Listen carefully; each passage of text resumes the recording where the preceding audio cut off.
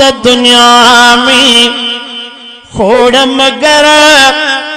महबूब जी दाई भी शया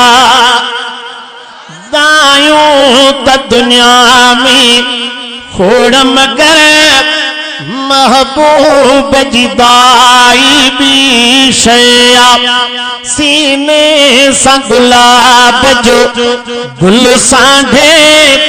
खणी गोद में आई भी शया नारे तकबीर शाने मुस्तफा दायूं त दुनिया में खोड़ मगर महबूब जी दाई भी शया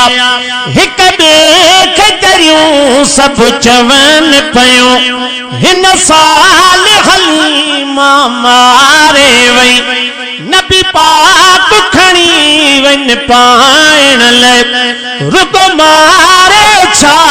पर कारे वई हाणे रीस कबी तब छा वरंदो हुन पांद में पाई भी शया हिक ॿिए खे दरियूं सभु चवन पयूं हिन साल हलीमा मारे वई नबी पाक खणी वन पाइण लाइ रुगो मारे छा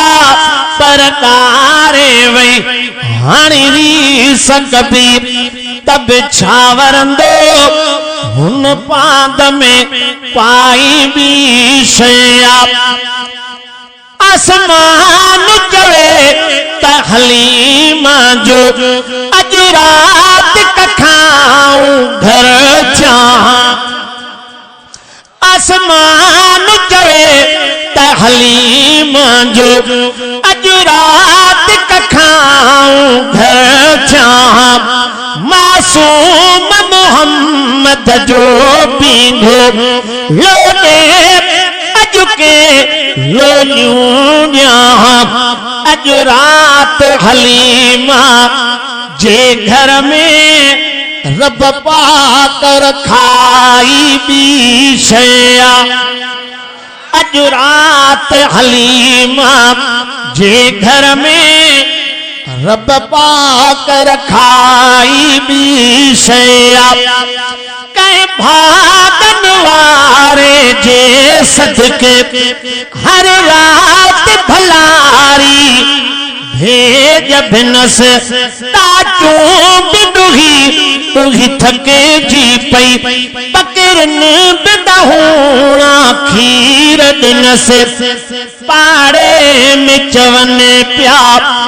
कल भी हुई पर अज ही अमाई भी शया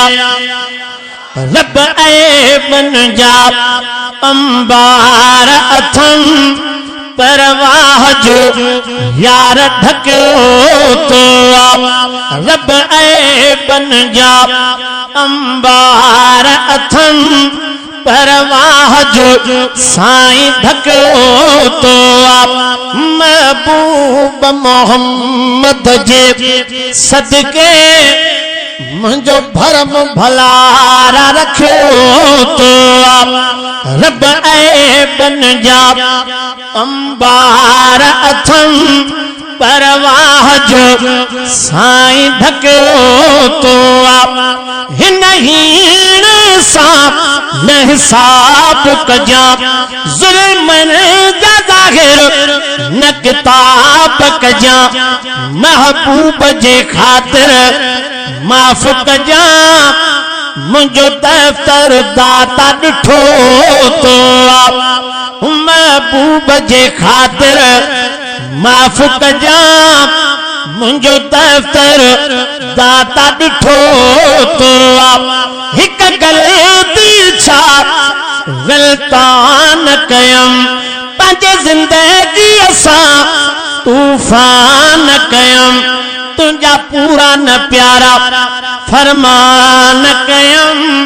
तब मालिक मोहन मटियो तो रब ऐबन जा अंबार अथम परवाह जो साईं ढकियो तो तबराज कर ज़िक्र साईं थो पहड़ने मकदी बिपुजाई थो लजदार जे खातिर लज रखी मुते करम करीम कयो तो नालायक नादान आया पर तुंहिंजो ठहियल इंसान आया बेकार बंदे हिन हाकिम खे कंहिं मोड़ ते कदे न छजो तो